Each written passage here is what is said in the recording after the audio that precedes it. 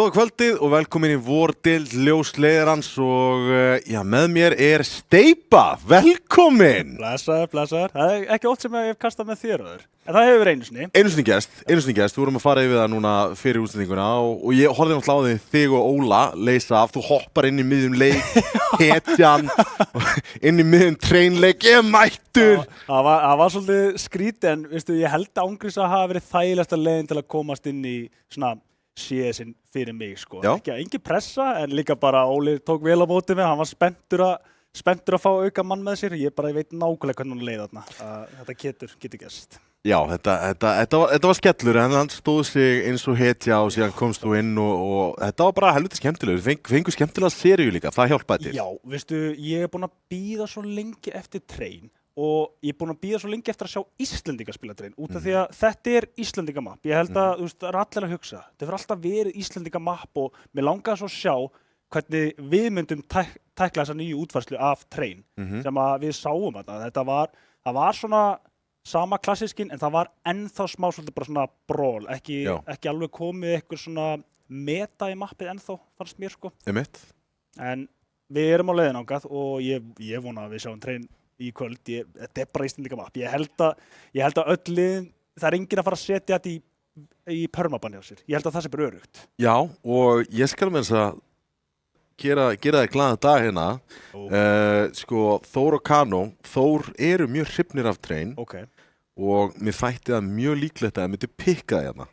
Þannig að það er eiginlega Kano að sanna fyrir okkur að þeir vilja ekki spila það og first banna það. Þannig að það er alveg ágæta líkur að við fáum að sjá það í kvöld og það spila af einu besta liðinu á Íslandi sem er Þór. Já, mitt rendi yfir nöfnin þarna, ég er nú náttúrulega búinn að sjá Þór alveg lengi áður en það sem að ég sé þegar ég horfi á nöfnin þarna, það er, já, þetta eru bellir. Þetta er með sterkari liðum á landinu, bara út frá nöfnunum og Kano, ég rendi líka yfir það. Það eru nöfnuna sem ég kannast við.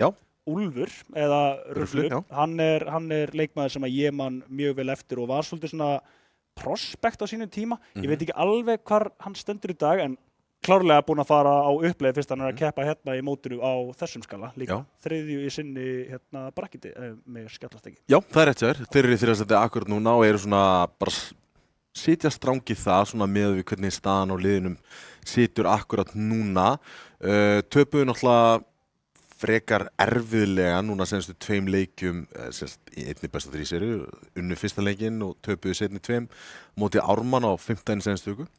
Og sitja þá í þriðastætti, þurfa að vinna Þór hérna til að komast þá aftur á sigurbrautina sem að er frekar stór svona, það er stórbón. Já, líka bara, sko, við erum ennþá snemma í mótinu ef við horfum, eða brakkitinu við horfum það, þú ert eftir að spila fullt af leikjum hérna, en ef að þið langar að vera búin að tækla eitt af risunum, bara go all in. Þú veist, þetta er neldur liði núna. Þegar ég meina Kano eru með 4 points á Þór held ég 6. Þetta munar bara einni leikjaseríu þarna og ég meina Kano geta alveg gert skaða. Ég sé ekkert sem að Þór kannski, nema kannski vítóið, þú þekkir það þá betur. Hvað væri Þór að leitast eftir fyrir utan kannski Train svo segir, þeir vítóið það. Hvar annars það myndi refsa Kano? Þið myndi refsa þeim í Núk til dæmis sem er eitt af möppinu sem Kano finnst gaman að spila reyndar þannig að við sjáum það líklegast hérna í kvöld. Annað mapp sem að ég gæti alveg séð Þór vera frábær í Anubis. Við erum ekki búin að sjá Kano vera eitthvað að bratta í því en finnst alveg allt í lagi að skilja það eftir í mappulinu sinni sem að gæti verið refsað. Þannig að það virkar eins og mappuli sem sé ekki vinna með Kano í kvöld hérna. Nei, mitt. Ég held líka að það sé rétt þegar þú nefnir nú bara leið og sagði bara já, það er mapp sem ég myndi ekki vilja mæta Þór í, þá aftur út í það sem ég sagði bara leikmennirnir. Af því að það er líka eitt af þessum möppum sem eru búin að vera þarna lengi og bara því meiri vettara svo því meiri vettara nertu, það bara segir sjálf, þetta eru möpp sem eru búin að vera þarna lengst. Þannig að getur verið að Kano hendi kannski í eitthvað eins og Anubis, ég meina var ekki hægt að segja það verður kannski þeim í hag, bara út frá því að það er nýrra og það er svolítið svona, kannski ekki skrifa mettaðar ennþá. Já, það væri það, nema það að Þór eru svo góður í. Þeir hafa tilhengað sér það mjög vel sko. Okay. Möpp sem að ég gæti leitað eftir að Kano getur leitað að einhverjum svona sníki sigri, Dust 2 til dæmis. Inferno henda kannski alveg spilastílu niður en þeir gætu mögulega krækti ykkur cheeky sigur þar. Eitthvað þannig en þá Eru þá að horfa meira að þeir vilja bara fá brólið, ekki kannski 4D chessið í, það, þá meina ég að þeir vilja, eins og Dust 2, það er rosalega mikið bara bról. Já, það er hægt að segja það og líka miðjan sérstaklega núna eftir að við, miðjan finnst mér vera gríðarlega mikilvæg því að núna, það var alltaf þetta að þú getur hlupið undir án þess að vera séður sem getur rauninni ennþá gert en núna er orðið svo algengt að menn bústi bara strax í byrjun þau eru ekki séð það, taka bara línuna þá ertu líka með það info, það er engin undir en svo náttúrulega ertu alltaf með smókin sem að getur ruggla það í manni en ég væri til í að sjá Dust 2 nú þegar ég spá í því ég er svo mikil CS áhuga maður mér langar svo að sjá hvernig próliðið spila þetta ég tek allt í minn leik en Kano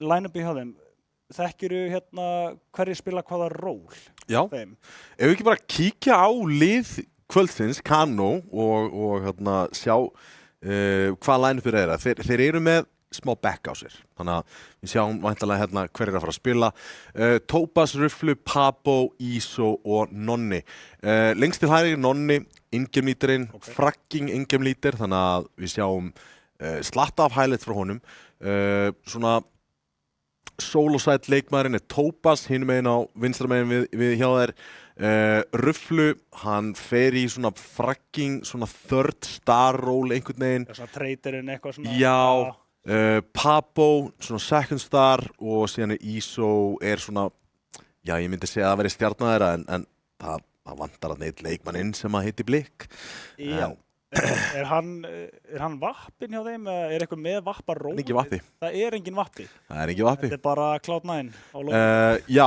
basically. Þeir hafa verið að pikka hann upp nokkrir. Rufflu er búin að taka hann, Iso er búin að taka hann í nokkur rándum og síðan er Nonni búin að spreita sig örlítið. Annars er transitionið í CS2 búin að eiga sér stað þannig að þú getur faktist sé að spila án vappa, ekki á hæðsta leveli. Við skulum að hafa það á kristaltæru. Við erum búin að sjá það experiment nokkur sinnum, það er ekki með vappa og þú fór að tapa. En valueið í því að eiga aggressívan rifler eins og basically allt þetta liði fyrir utan Topaz huge. Þannig að þetta lið gætilega fungerað, það vantar bara þetta pingu litla upp á. Ég skil hvað það meinar. En ég er alveg sammála, ég veit hvað meina með síðastu. Þannig að það kemur það er endur aðeins búið að laga síðan þá, þetta var grófara en það er ennþá þannig að vappin er ekki eins sterkur á var nema eins og segir í fyrstu deildinni í úrvalsdeildinum whatever. Þar er hann bara, þetta er bara svo mikilvægt líka bara upp á karakter að gera þú þarft bara að hafa þessa leikmenn í liðinu því að þeir geta unni ránd sjálfur og maður sé riffla highlights alveg en vappin er bara, þetta er óþolandi, eitt skot búið Finnst svona eins og hvernig CS2 hefur þróast þá hafa þessir high level vappar, þessi playmaking vappar þeir eru í senunni, við sjáum þá ítrekkað í Monesi, Bróki höldum áfram alveg niður en síðan eru líka bara þessi vappar sem eru bara þetta er bara vappi þetta er bara vappi og þú veist eins og Shiro sem er í Spirit, Dotti alveg þetta er bara línuvappi hann bara refsar, hann bara settur á ákveðna pósu, bara ég held þessu ef einhver gerir mistökuna í fraggi á meðan alltaf rifflandi mínir, allir í liðinu að búa til eitthvað fyrir allt þetta lið og þeir vinna rándinn þannig séð. Ídónum annarkvort í línuna eða sjáum hinn endan Nei, það er alveg rétt sér, sérstaklega við horfum á líka bara top 20 leikmenn í heimi bara síðustu ár. Nú erum við ekki með alltaf vappana út allt í þessu top 20 Nú erum við með eins og Donk, við erum með Nico. Nico er bara mjög gott dæmi, hann hefur alltaf verið þarna uppi en hann er á besta stað í lífinu sinu á hægt að segja samt síðasta stað Hann er auðvitað á stennasta liðinu sinu, Já, en bara svona eins og ég segi, þú veist, þú getur hent reynslinu það, en ég held að spili inn í það að hann ekki að díla við simple device á toppnum og verið að bera þessa menn saman út af því að hann stóð upp á móti þeim, en nú hann yfir þeim. Það bara þannig. Já. Elsku Sævú okkar, við erum alltaf með honum, en hann vildi ekki spila Vappa í síðast 2 til að byrja með. Hann vissi þetta langt á undan, hann var með eitthvað, sko. Já, þetta er franska skilningavitið, það bara þannig. Þá ætlum við að kíkja á lið Þórs. Ég mjög spenntur fyrir að sjá lið Þórs á þessu móti, við höfum ekki séð að hinga til, en þetta sama line-up og spilaði á móti Hyper. Hyper, mjög skemmtilegt lið sem að náði mappið þarna af Þór í senstu seríu sem spiluðu. En Panda, Stabbe, Peter, Rafle og Tony, þetta eru sleggjur í hverju einasta hlutverki og það væri hægt að tala til þeim að þeir eru með 2 leikmenn sem eru kandidatar leikmenn, bara bestu leikmenn Íslands í Tony og Peter til dæmis. Pandas, þetta bara geggjaður roleplayer, Hann er með þetta aura, quote unquote. Já, bara vilt ekki mæta pöndunni á server, sko. Dabbe, ég myndi flokka Dabbe sem svona, hann 3. besti leikmanninn í liðinu, þannig séð, en hann þarf ekki vera það. Nei. Raflega síðan á vappanum bara sturlaður. Hann stendur sig betur og betur þegar hann fær meira frelsi og hann getur líka rifflað sem að hjálpar. Hann svona bróki, bara one-on-one á svona moment, en ekki alltaf til staðar þá. Já, bara alls ekki alltaf til staðar. Og við erum búin að sjá hann alveg drop off þegar hann fekk til dæmis Dusty call-upi, þá týndist hann algjörlega, kom náttúrulega fyrst alveg stökk upp á stjörnuhiminin þegar hann var í Atlantic, sigruði þá stórmeistaramótið og þannig sé deildina líka, bara að segja. En síðan þá fer hann í Dusty, gengur mjög illa, bara mjög illa. Við kölluðum hann út ítrekkað, fer úr Dusty, fer síðan bara til Þórs og blómstrar. Já. Bara ótrúlega stór munur á einum leikmann, ég hef aldrei séð jafn mikið glow up, sko.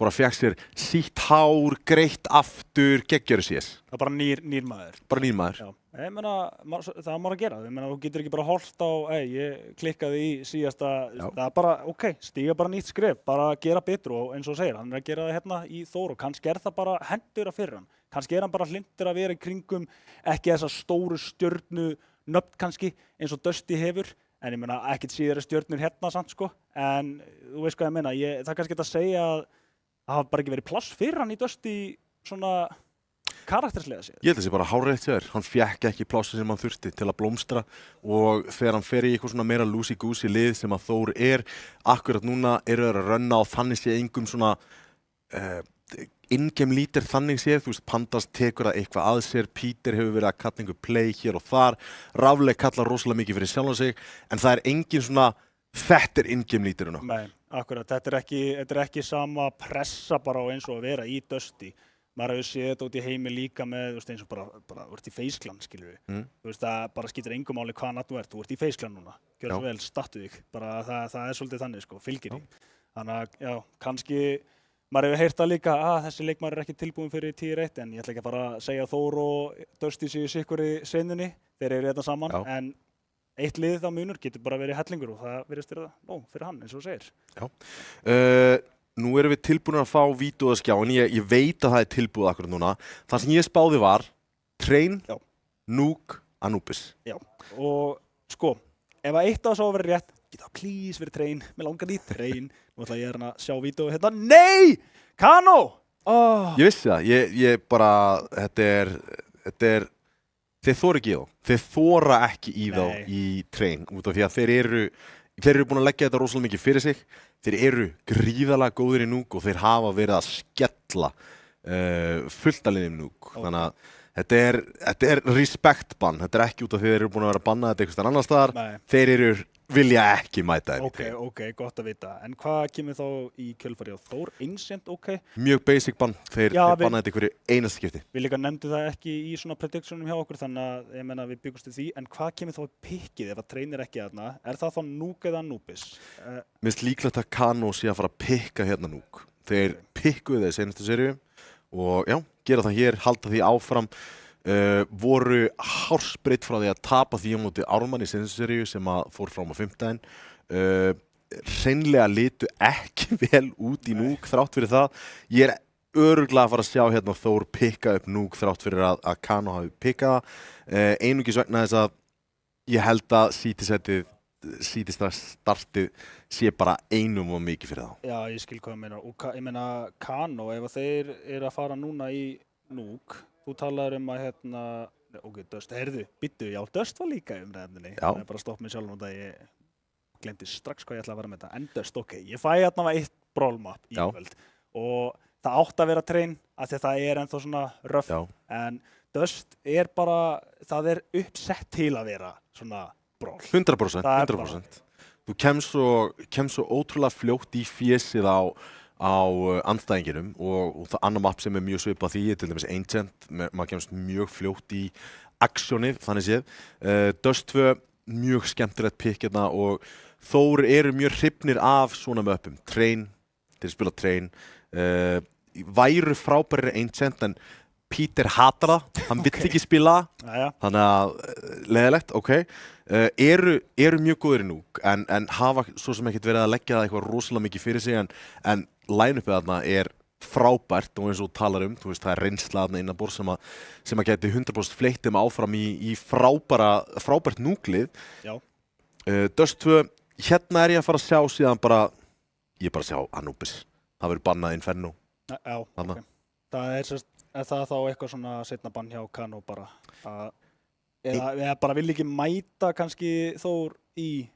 Þeir hafa skellt, Þór hafa verið með virkilega gott Inferno setup en hafa ekki spilað í töluverðan tíma og náttúrulega þá var Peter að skara fram úr bara sem íslensku spilari og var að kaffæra mönnum. Það er bara þannig. Þetta er svo mikið nade map og ég segi það bara, það hljómar kannski basica en það er alveg rétt, ef það eru eitthvað staðar map sem þú ert mikið að nota nade eins og banana, það er bara, þú veist, það er alltaf þetta exchange á nadeum, bara ok, svo virðast báðir leikmenn bara svona, ok, þessi vann banana, ok, við þurfum ekki að missa neitt leikmann, við bökkum, en þeir unnu það. Það virðist alltaf vera þetta brawl í byrjun hver fær banana, en svo second mid, þú ert með lurkerna, þú ert með vappan, þetta spilast aðeins öðruvísi heldur en önnum upp. Eiginlega finnst mér bara út af nadeum út af því að það er gap til að hlaupa þessar bestu spawnin. Þau ná einhvern veginn alltaf að komast framjá upp í banana, upp að hellfall, en það er ekkert alltaf gott nema að setja með auka mann til að styðja við þig, en nema að setja Nico og hoppi bara upp á Wood, þá ekkert mál. Já, það er óslega góður, já, þá getur það virkað. Miraz bannaði þetta út og þá var bara eitt mapp eftir sem að heitir Anubis. Þetta var næstum því spot on. Nei, veistu, þetta var spot on. Við tölum Dust líka. Við segjum það bara. Við vorum búin að segja að Train gæti dottið út, en mér finnst ótrúlega líklegt að Kano væri að fara að bannað út allavega. Ég ætla að segja það bara. Þeir þórið ekki. Ef ég væri að spila á móti svona nöfnum sem er búin að vera svona lengi, þá væri ég bara, burt með þetta map, þetta. Ég hefði sömulegis, ég hefði hent Núk út, alveg saman að tóma, geðveitt skemmtilegt map. Þetta er svo rosalega erfitt map ef þú veist ekki nákvæmlega hvað þú ert að gera. Af því að þarna þarftu að vera með akkurat rotationin úti. Nú sér maður rosalega mikið hvað mikilvægt er að vera með þessa smóka úti til að alltaf, þó sett ekki að fara niður í secret, þú verður bara að vera með hugmyndina. Það að þið gætu verið þarna niðri. Og þetta held ég að verði svona, ég ætla að segja að þetta verði álagspunkturinn sem við þurfum að fylgjast með, það er úti, því að nýtt meta núna, þó ekki splunkunýtt, en það er að núka smókana, breyka smókana, hvað vilt kalla það. Og mér finnst það að vera svona ekki alveg full nýtt ennþá í dag, en ég gæti... Ég sammála þér, ótrúlega sammála þér þegar kemur að þessu út af því að við erum að sjá það ítrekka að það er verið að finna einhverja nýja leiði til að gera þetta, til þess að halda tveim músatökkum inni til að kasta, þá kemur ekki hljóði þegar neitiði lendur, þá gefur þeim ennþá minni séns á því að bregðast við því, en það verður mjög áhugavert út af því að eitt sem að, þú veist, út af því að ég þekki þessi lið gríðarlega vel. Bæði þessi lið finnst mjög áhugavert út af því að þeir eru mjög þekktir fyrir það að þeir elska tersætið. Ok. Þeir standa sig yfirleitt betra termein bara söku þess að liðsmenn í þessu liði eru bara, þeir eru aggressífir, þeir eru skemmtilegir, þeir eru mjög flæðandi. CT-sætið hjá þeim hefur gengið brösulega stundum. Þannig að það verður mjög áhugavert að sjá hvernig þeir eru að fara að höndla núna Nuke sem að er yfirleitt örlítið að halla að CT-unum. Já, þetta var mikið umtala alltaf sem T-side map bara á sínum tíma.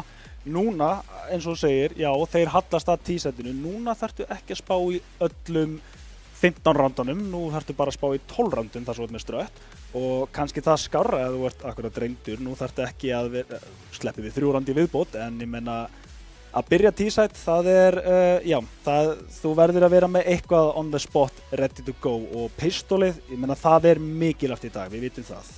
Mjög mikilvægt. Já, það er gríðarlega mikilvægt og náttúrulega sérstaklega hún nærða að vinna þessi second round sem að hafa verið að vefjast fyrir mönnum. Þessi erfiðu force round í second round þetta er algjört helvíti að díla við þetta. Ég skal alveg viðurkenna það. Þau eru ógeðslega erfið og þau eru orðin bara viðbjóðslega mikilvæg og það er náttúrulega verið að tala um það bara, ok, eigum við að fjallæja pistolrondin? Já, hún gríns bara líka sko, sjáðu 5-7, hún er óbreytt frá því síðan hvenær, en þetta bara allt í einu, herri já, núna ætlum við að byrja að nota þessa pissu. Ég man lengi eftir því maður verið að velja P250 yfir 5-7. CS2 gerist og þá verður þetta svona hálfgerð með tilfinningin minni mig svolítið á svona eins og ef við varum með litla shotgun í close range. Þú veist, það er svo auðvelt að hitta í headshot þá, en eins og með P250-ina hún myndi ég þurfa að nota frekar long range einhvern veginn, en ég hata þessa byssu. Ég hata hana. Ég hata hana út af því að ég lenda alltaf í henni. Já, ég kann heldur ekki á hana, ég bara kaupi CS1 frekar. En það er eins og það er. Við erum alveg að fara á stað hér. Það er Viðureign, Kano og Þór, mappúlið, Nuke, Dust 2 og Anubis, en leikar hefjast núna. Fyrsta landið komið í gang upp stigan, hljóðu kemur inn eftir smá, en það er brotið vendið ef ekkert heyrðist þar. Nonni og ISO hérna, er það verið að halda aggressunni hérna frá Pandas og Dabbi, ekkert gerist. Þeir ætla að fara á Peter á rampinum, reyna hann hér og hann spottar hann út, Gráðugur er að nær einum, nær að droppa. Rótið komið, Tony ætla að hjálpa örlítið. Þeir ætla að reyna við hellið. Tony gerir þetta rétt, bakkar og reynir að koma sér í öruggra stöðu en nær ekki að falla neitt með sér. Bakkar eins og hann getur, en Dabbi núna liggur mjög mikið á honum, en Elvar er komin í bakið, Pandas líka. Og núna, Rafli, já, hann bara heldur þessu með hræðjarnar uppi. Það er allt á ISO hérna. Og Dabbi, hann nær einu skoti hérna, en dugar ekki til. Rafli klára þetta. 3K á hann, ef mér skallast ekki. Já, 3K á hann og pistolið er þeirra sem er mikið að segja. Ég var dálítið hræddur Peter á rampinum, ef ég á að segja alveg svo er. Já, mér fannst hann hanga svolítið lengur en að þurfti. Hann fekk skoti strax. Þurfti kannski ekki að sækja seinna, en hann var kokki. Maður skilur þetta svo sem. En gerði vel þarna og Tony er mitt tilbúin aðstofan, en hann bakkaði strax út frá þessu, lét ekki fella sig frítt tilbaka. En þá kemur svona, ekki force, en það eru diglur á borðinu, ásamt sús á Úlf, eða Röfli. Já, Röfli ætlar að spila með súsinin í ískur, þá ætlar að reyna að komast niður í síkritið með diglu og glokku og sjá hvort það fá ekki eitthvað rótetaðna ofan í vendi og Röfli geti náð innum sníki sús. Það er að láta stickers á súsin núna. Okay. Ég hef ekki spáðið því og ég dyrka það. Ég er að fara beint heima að playa, sko. Ég er að vinna með þetta, við erum bara með default skinnin. Já, það? Já, ég veit ekki hvað, ég gerði það sko, ég fekks, kannski, þetta er ekkert svo mikilvægt ránd, þetta verður bara auðvelt fella sýnist mér hérna, kannski sús eða eitthvað, en það var í, ég lendi á Sæfu Goldstickerunum hérna þegar unnu Paris Major. Já. En eftir að unnu Paris Major, þá datt hann úr verði, og ég veit ekki, ég reynda að veita af hverju út af því að þá koma auka kassar, það verður auðveldur að fá hann, en hann fór úr því að vera verðmættur yfir í nánast ekkert, þannig að ég hent honum bara á vappan default, þannig að ég get heldur ekki selt hann. Það er allt í góðu. Ég þekki eitt strák, nú þekki ég einn góð vinn minn. Hann er með cirka, 50.000 dollara stickerverð, sticker value Á. á default. Já, ái. Það er sárt. Já, veistu, ég held að ég sé bara búin að læra það að við erum ekkert að eyða peningum í þetta. Þetta er bara... Ég ráði ekki öllum að gera það, en ég menna að þið ráðið þessu sjálf. En ég sé eftir mínum fjárfestum í þessu, sko. Það er...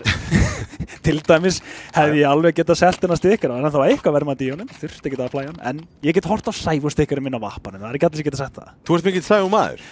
Reyndar, sko, svona já og nei. Þú veist, mér finnst það geggjaður. En mér finnst hann bara ekki vera... Mér finnst hann ekki að breysa hversu stór hann er sjálfur, veistu hvað ég meina? Ég sammála. Þú sérði þetta með Simple og Nico, en hann hefur alltaf verið svo humble, en það, ég meina, það er sem að gera Sæfu að Sæfu. Já, það er bara 100%. Ég get ekki verið meira samanlega. Þá erum við komin í alvöru ránd hérna, eða svona þannig sé Pandas næstu bara að sækja fyrir kill hérna, en það er eiginlega bara að skaða. Rafli er tekið niður. Getu, ok, Pandas þá nær að klára hérna og það er eiginlega bara betra upp á peningin að gera, en hann heldur áfram, komin yfir í AK og núna bara 2 leikmenn eftir hjá Kano. VS Pandas heldur sér á lífi ennþá. Rufflu gæti verið að fá dúel hérna við Pandas. Kemur það út og hefur ekki alveg í leikmannunum þá Topaz 1 eftir á móti 3. Frábært úti aggression hjá Þór sem að alveg kjöldreguð á hérna í fyrsta gunnándinu nema að Topaz geti gert einhver kraftaverk hérna. Hann er með bombun á bakkinu. Já, mínúta eftir og 1 kill. Þannig að við erum að horfa núna 1 á móti 3 og hann hefur nægan tíma til að vinna með, en Peter er með infóið. Sælentar í burtu og Topaz lætur heyra vel í sér á leiðinni á rampinn. Gæti verið að hann sniglist á... Hann er að sundra í sundur núna, droppi kemur niður, en hann reyndar er bara voðalega ákveðin. Ég hata það heldur ekki, en núna meira svona iffy. Hann ætlar að reyna að sækja sér frýtt kill áður en að fer í planti, hann vill ekki gera þetta frýtt. Gæti alveg verið að bakka, en Tony Salva hérna langt á undan honum með, já, hugan að réttu stað og miðar hann líka beint í höfuðið þarna, næri ekki að gera 1 á 3 úr þessu og það er 3. rándi fyrir Þór. 3-0 Þór í vil. Peningurinn, já, þeir náðu að fella þarna 3 leikmenni svo talar en hinum einn þeir eittu öllum sínum fjármunum til að knýja fram þetta kaup og þar að leiðandi það er helviti hart á bæ en við höfum séð deiglunar syngja í herbúðum Kano og sjáum þær væntanlega gera eitthvað í þessu rándi. Vona að taki þessu bara svona nokkunni rólega en það er ekki að saman að segja og Peter þeir vita líka að þetta ætti að vera þokkalega léleg kauparna hinum en hjá Kano en aggressioni verður ekki meira en þetta, reynir að ná einhverju fríu þarna en heldur betur. Já. Snirtilegt skot á Rufflu hérna, 25 HP eftir honum, galil í höndunum, besta byssan sem er í fíldinu hjá Kano að vera núna. Pandas alveg bara leita sér á upplýsingum hérna og ég kann virkilega meta að hann er að spila nákvæmlega eins og þessi bestu spila úti. Það er að bakka upp með killunum en hinga til, hann er mjög aktív og gaman að sjá, það er rosalega mikilvægt en þetta hallast aftur í áttina bíðinu, það virðist einhvern veginn alltaf vera að þvinga en þar en Peter, hann vill bara taka mótið þeim, hann er með byssunum til að safna peningum en meira verða ekki. Rafli núna þarf að halda þessu en býttu þeir ekki að gott úr engu, þeir eru lágir en þeir eru samt með fleiri leikmenn hjá sér. 40 sekundur eftir og Tony er á réttu stað en þeir ætla að spila töluna, þeir geta hendið bara sikur meina mappinu. Þarna vantaði bara upp á bara fröggin, það bara komu ekki fröggin. Þeir spilu þetta rétt hjá Þór en það bara einhvern veginn þá náðu þeir að taka og bara af hliðalínu og núna eru þeir búinir að sundra á saman og þetta er bara nákvæmlega það sem að Kano vill en Dabbi, hann verður að gera stórt hérna 1 kill, betur en ekkert, 2 kill nákvæmlega sem að þurfti, 3, stoppar þetta og sækir 4. rándið fyrir Þór ekkert mál, segir Dabbi. Anda létta þarna, það sást á honum snirtilega gert með M4-un líka M4A1 er ekki fara að gera neitt í þessu, það er M4A4 alla leið. 1 kill, ok, rándið er opið, 2 kill, þú gerði þitt 3 kill, þú bara yfirvæntingar. Það er bara, sko, já þeir voru ekki með fallegt kaup hjá Kano en í þessari stöðu, hann er fastur, hann getur hvergi farið. Hann getur bara með og skotið byssunni sinni og hann gerði það, hann tók alla með sér. Hefðu getað double swinga hann úr heaven og skemmt þér mun betri séns upp úr þessu, en hleypa dabba þarna í multikillið og hann nýtir tækifærið. Framlega hérna og eini maður inn á A-inu virðist þeirra. Nei, hann með aukamann fyrir ofan sig. Gunn Vappa í viðbingu, einn í secretinu, það Pandas. Hann einu skref á undan, hann að spila þetta úti svo skemmtilega. Papo klerar hann ekki, spota byssuna þarna, býttu ég, ok, klerar hann, en það dugar rétt svo til. Pandas spotaði hann í hann og ætlaði bara að sækja sig frí kill, en tímasetning og nú röfleg geðvi, býttu. Hann hoppar upp á kassa. Gerir þetta svo vel. Skrifa þetta í bókina, Rafli gegnur smók annar staðar á markinu. Og nú þetta farið að líta svolítið út fyrir að vera öruggt fyrir Þór ætlaði ég að segja, en þá finnur Nonni eitt killarna í viðbót. Þeir hlaupa báðir í áttar rapp og það er bara all or nothing. Peter, hann samt einu skrifa undan, hann búinn að vera óþolandi hérna líka bara í pistolinu, en núna í bakkar hann ekki. Hann ætlar að sækja sér fleiri kill og það gæti að vera hans mistök núna, því að þetta er aftur 1 á 3. 20 sek. 20 sek. Tíminn naumur, þannig að hann hefði þurft að steppa eitthvað örlítið niðri. Það er búinn að róta það niður, þannig að Tony veit að hann eitthvað að reyna að möndla, gæti vel að koma upp í hefinið. Þannig að Tony heldur sig hægan, heldur línu og sér hvað getur komið hérna. Ég er ekki lengur. Snirtilega gert. Alltaf í þessum late round situations þá eru Þór með yfirhöndina, eru rólegir og yfirvegaðir. Eru ekki að láta Kano bluffa sig neinstaðar. Þeir eru bara, ok, við spilum þá bara báðum sætunum með að þið ætli að hafa þann valmöguleika og ef svo er þá bara fá þér 3 kill. Já. Ef að þið þurfa þess. 5-0. Þetta lítur ekki vel út fyrir Kano til að byrja með og við erum ennþá í 10-sætinu en breytir ekki því að þú þarft að safna saman rándum og þetta lítur töluvert betur út fyrir Þór, en það eru byssur á borðinu og í þetta skipti eru 4 leikmenn allir úti.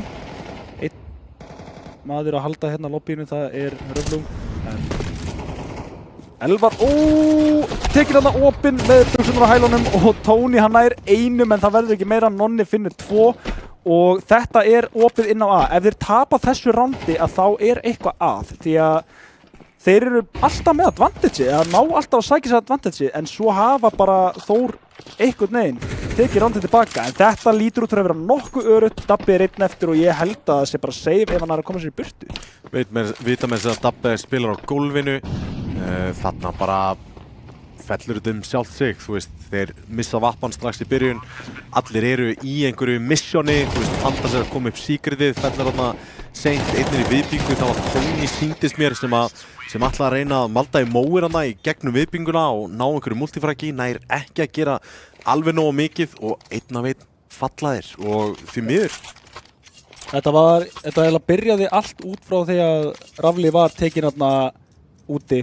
Virtist ekki vera að búast við því, þeir voru fyrir framan smókinn. Hann ætlaði að sprengja hann sýndist mér, en ég meina vel gert hjá þeim að hafa bara tekið sensinn og hlaupa fyrir framan hann, en hann var alveg tekinn þarna af kortinu sko. Mér finnst það skemmtileg útfærsla, þú veist, þeir hafa verið að gera þetta með 1 fyrir fram smókinn, þarna fóru þeir nokkri fyrir fram smókinn og kom honum virkilega óvart.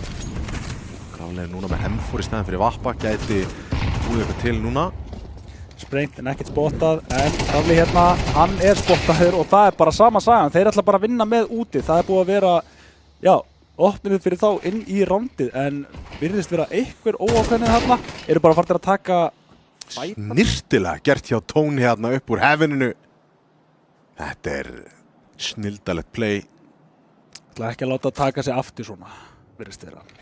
Þeir eru á lillegu kaupi hjá Þór, ég var bara að taka eftir því núna. Það er, Tony þurfti að fá sig kill. Já, heldur betur. Þeir áttu ekkert svakalega pening þrátt fyrir að vera 5-1 yfir. Búin að vera duglegir að fragga þá, hinga til. Rufflu gerir þetta samt örlítið þægilegra hérna fyrir Terrana. Vita af Tony líka. Bara í var. Það er einn maður eftir núna á mótið til veitum báða og á sens núna, sérstaklega þar sem að síðasta leikmaður er Lár og sækir sér þarna. Ég myndi ekki segja að þetta hafa verið fallegt vinn fyrir Kano, en þeir taka það sig geta núna. Já. Og þetta út frá því að þeir eru búin að vera duglegir að lenda í 2v2, 1v1s, þá eru þeir að uppskera eins og þeir sá og fá hérna eitt stykki spar frá Þór. Og strengja saman randir sem er eiginlega rosalega mikilvægt held ég bara fyrir þeirra hugafar þar sem eftir er á leiknum að þetta var 5-0 og það vita allir hvernig byrjunin hjá manni er þannig. Nú er komið svona ok, við getum alveg tekið þessa gæja en þetta getur líka verið miklu snirtilegri hjá Kano þannig að ég vona að við sjáum það. Allavega sjáum við höfuðdyglu hérna, Topaz sækir sér sinn eigin en það er trade fram og tilbaka.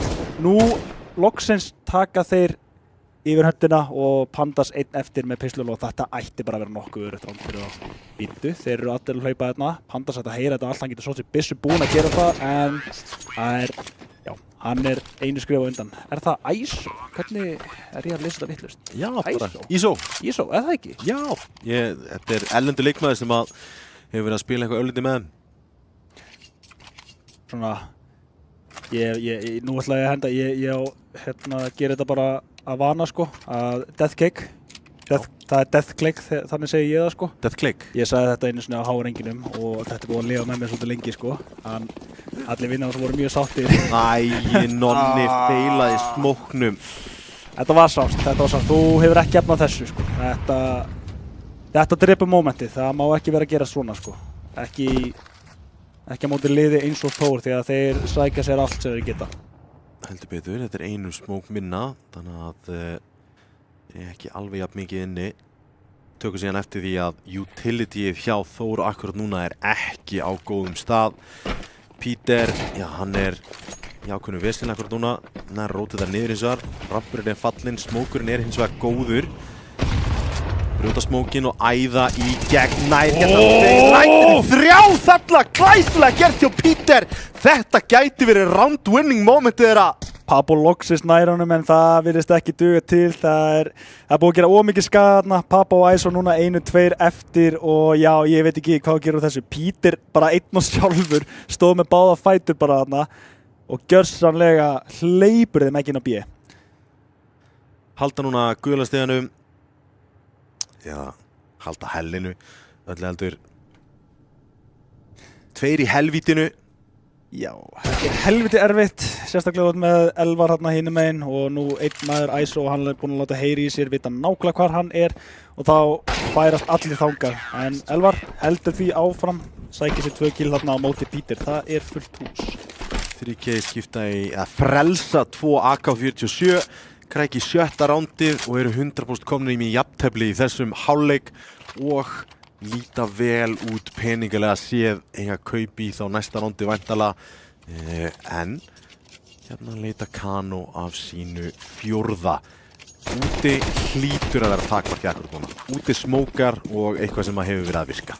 Það virðist alltaf byrja á því að kanna kringum lobbyið og að fara úti en svo ef eitthvað fer úrskist þá er það einhvern veginn alltaf bara plan B, pun intended, en að fara B-rampinn og ég held að Þór sé bara að lesa það, að hafa alltaf einn mann þar eins og núna þá þetta er svona fyrsta óvissan og ISO hérna er upp á, þetta er ekki algengt að við sjáum menn hérna en þetta er líka það sem búið að virka fyrir þá að vera með smá hræðjar og bara taka fætana út af því að það hefur verið að rífa vörnina úti en Pandas hann segir já nú er stopp.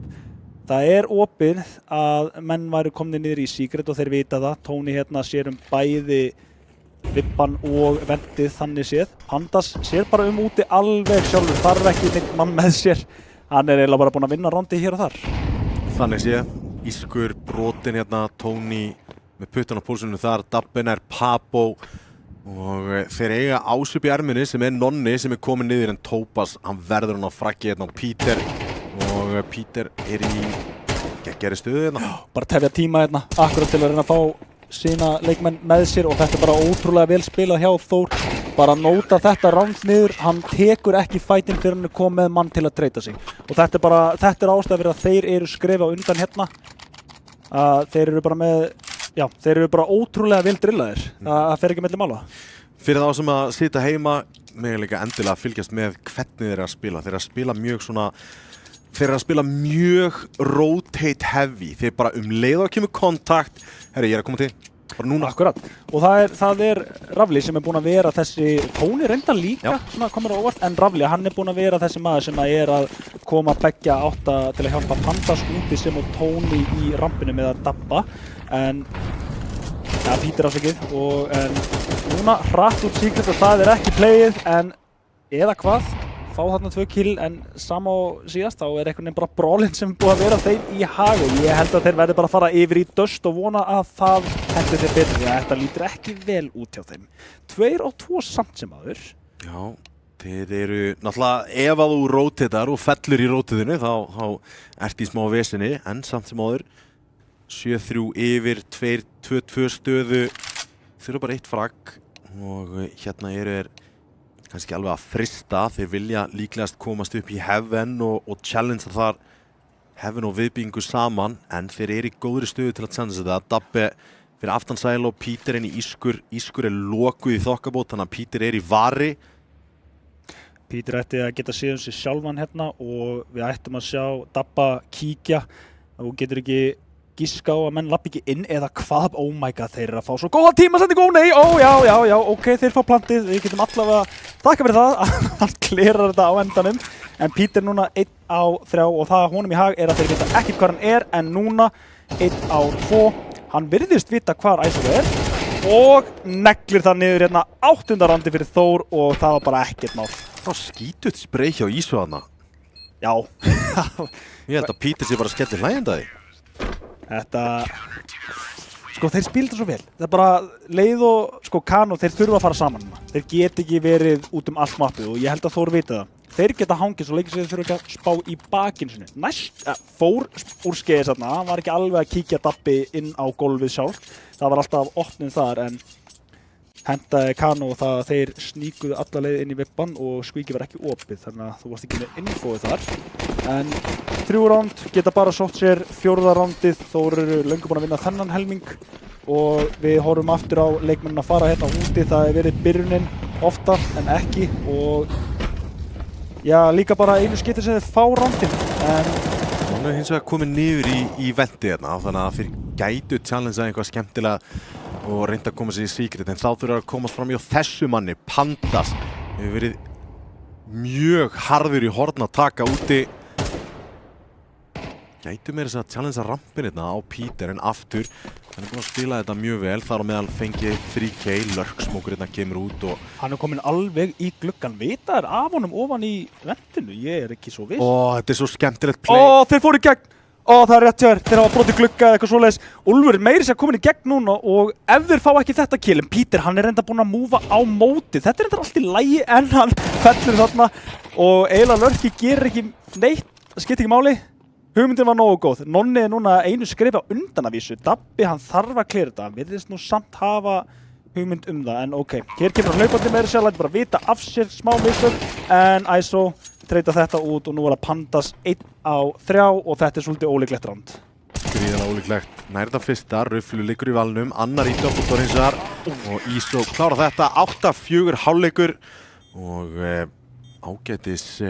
ágætis T-half hjá Kano, en þá skiptum við helming og það er eins og ég var að segja, þeir eru beittir í terr og þeir eru alveg gjörsamlega viðstöðulausir. Það sem að maður hefur séð með úti leikmanninn að þegar þú ferð á milli sæta, það er engin breyting. Þú ert bara óþægilegur hinum einn. Peter, þú varst að benda mér að það, er með R8. Þú veist að bara hún er svo lítið spilað að ég bara gleymi nafnin á henni. Hvað er planið þarna? Er þetta BM? Nei, hann er að fara út og hann er að fara að pikka með henni. Er þetta stratt? Er þetta eitthvað algengt hjá honum? Já, það er keypt diglu og farið út og þetta gæti lent í einhverju algjöru vitleysu, en sjáum hvað setur. Pandas að spila inni hérna. Við erum að bíða eftir einhverju kontakti frá honum, eitthvað sem að hann getur... Vera óþolandi þarna og þetta svínvirkar og Rafli fylgir þessu, þetta er svo gott play, maður sér þetta mjög mikið gert, erfitt að hitta í haus sem er ekki að horfa á þig, Tony salvast með sinn eigin og bomba fer niður. Mjög auðvelt hérna, retakið ekki svo. Tveir ætla að koma í double door. Pandas að vera að beita fyrir hann. Glæsilegt skot frá honum en Iso þá einn eftir, nær tveim. Dabbi og Tony, tveir eftir. Spilar á Silo og í drullu. Og nú spila þeir akkurat bara, já, þarna sem að hæja aðeins á sér, þeir eru frekar farnir að vera tilbúin að svinga af hvort öðrum og nú vita þeir nákvæmlega hvar hann reyna að spíka hann saman og það nákvæmlega það sem að gerist, sækja sér hérna 9. rándið og pistólið í T-side. Hefði getað farið úrskeiðis. Hefði getað farið til fjandans, meinaru. En sko, R8 og Peter, hún gerði ekki neitt. Hann náði vissulega rótetinu og þeir voru tveir úti að mætunum. En það hefði átt að næja að vera tveir á rampinum en, þú veist, entry pathið hjá Pandas og Rafli. Þetta bara bilun, þú veist, þetta algjör bilun að reyna þetta. Þú gerir þetta ekki nema að setja springa úr kompetensi. Og þetta bara, það nákvæmlega sem við sögum á. Pandas, hann þessi óra gæi. Og það bara fylgir honum. Og ég hati þetta ekki, líka í pistólinu, sérstaklega. Já. Þú veist, ef allir að gera þetta eitthvað staðar, þá það í pistólinu. Og þetta rosalega erfiður og þröng leið til að komast í gegn, en virkar fyrir þá. Tópas núna með díglu og já, það var áhugavert skot en tengir ekki þarna. Nonni framalega hérna með Súsi, við sjáum þetta mikið spilað. Var ekki patsað eitthvað distansi á Súsunum frá því að Robs byrjaði að spila mjög mikið það? Jú, það eitthvað búið að patsa hann eitthvað. Náttúrulega síðan var spilað nákvæmlega sömu stöðu og Robs gerði í Ancient og það einhvern veginn feilaði, þannig að það örugglega lagað hitboxið djöln til að láta virka örlítið betur. Ég veit ekki hvort að Nonni sé að fara að fá eitthvað félagskap í það. Ég bara veit það ekki. Nei. Rampurinn takmarkið virðist vera, Tópas fær félagskap og bakkar niður í kjölfarið. Iso komin í rótetið en þú ekki að challengea og þá eru þeir bara á leiðinni niður. Pandas nærna einum en of látur að challengea meira. Þá hlaupum við inn, Ralli kom með gluggan og það lokt. Nú vita tveim mönnum komnir hérna í Dordor, Dabbi, neglir plattinu niður, ekkert mál og það verðist bara vera búið að loka þetta. Þetta 10. rándi fyrir Þór og svona með að við hvernig leikurinn búin að spilast á eiga ekki að tapa þessu. Lítið spottar hana, það verður í öxtin á Iso. Og Anna reyndar ekki frakkinu en Dabbi kemur og hjálpar félaga sínum hérna að krækja í 5. frakkið í þessum leik. Þessi litlu hlutir, hann tekur klokkuna þarna, hvað gerir ég ef ég heima á mér? Ég svinga bara, mér langar bara killið, en hann að hugsa einu skref undan. Hann bara að jiggla með pistolinni og meðan hinn maðurinn kemur og svinga fyrir hann. Eins og segi, það er munur á level 4 Faceit og þessum leikmennum, það er bara hægt að segja það. Þetta er ábyggilega eins nálagt. Top leveli og farið. Já, þeir eru helvíti hátt á stigunum á Faceit sko. Og svo ertu með Pandas og Rafli sem þeir spiluðu saman í Dusty, það ekki rétt? Líka. Spiluðu saman í Dusty, spiluðu saman í Atlantic. Spiluðu saman í Dusty Akademi meira sér að við fyrir allavega þangað. Já, gott ef ekki. Pandas allana í Dusty Academy á sínum tíma. Held ég að Rafli, nei Rafli var ekki, það hefur verið þá fylgir, eða hvort hann hafi komið seinna, ég getur rögla. En allavega búnir að þekka hvort annað mjög lengi og það er kannski það sem við sjáum. Trufla tvíegi eru virkilega beitt tvíegi. Það er package deal, Nico Monesi. Já, virðist vera. Þá til að ólíkarkarnir frá Saudi Arabíu splittaðum upp. Já, það er greinilega bara spurning. Rufflur í vesinni. Rufflur í miklu vesinni. Já, þetta er vond staða og hann er líka bara tekinn út þarna. Hann reynir að halda sér lifandi að vera óþolandi en kemst ekki þarna í burtu. Peter komið með rampinn hérna núna og þeir hafa það.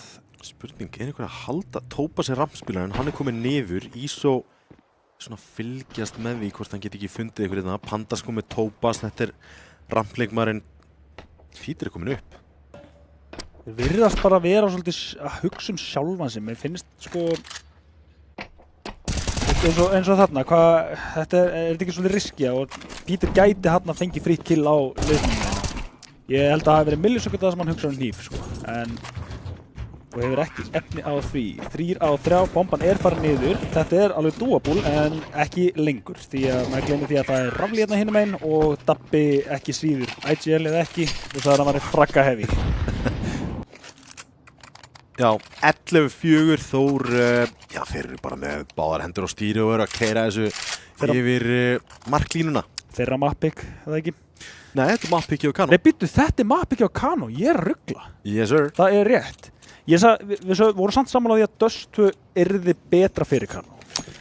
Já, ég held að Dust 2 gæti lítið betur út fyrir það, já. Ég held það líka því að það er sko alveg eins og Mirage, þetta er bara map sem á kann að spila. Og svo þetta spila með 4 liðsmönnum eða hvort þú spila með einhver random á netinu. Það er svona sökkul sem er auðvitað að fylgja og ég held að Dust 2 þar frekar en Nuke því að Nuke er rosalega strategi map. En áfram GAK, það eru núna 2 leikmenn fallinir hjá Kano og ekki mikið í boði fyrir þá annað en bara map point fyrir Þór. Molli getur verið stór og er það ítir einum upp kontrol og öðrum. Góð frögg að koma hérna 2-2, aftur Molla. Losna loksins við hann en hann gerir 2-2. Það virðist alltaf vera þeman hérna er að Kano, þeir fá round bara út frá einhverjum multi-kill playum hjá leikmönnum. Já. Ég er alveg sammála þér, sammála því, skilur þú veist, fröggin eru til staðar, en Þór líður bara svo ótrúlega vel í þessu 2v2, 2v3, jafnvel, þú veist, þeir eru undirmannaðir með 2 á lífi, þeir ná að spila sig út úr því bara, þeir eru bara það góðir í CS. Já, þetta er bara moneyball, bara hvað er líklegast til að virka, bara fara í þá átt og ef þú gerir það og fylgir bara skriptuna þá á þetta ekki að vera neitt vesen.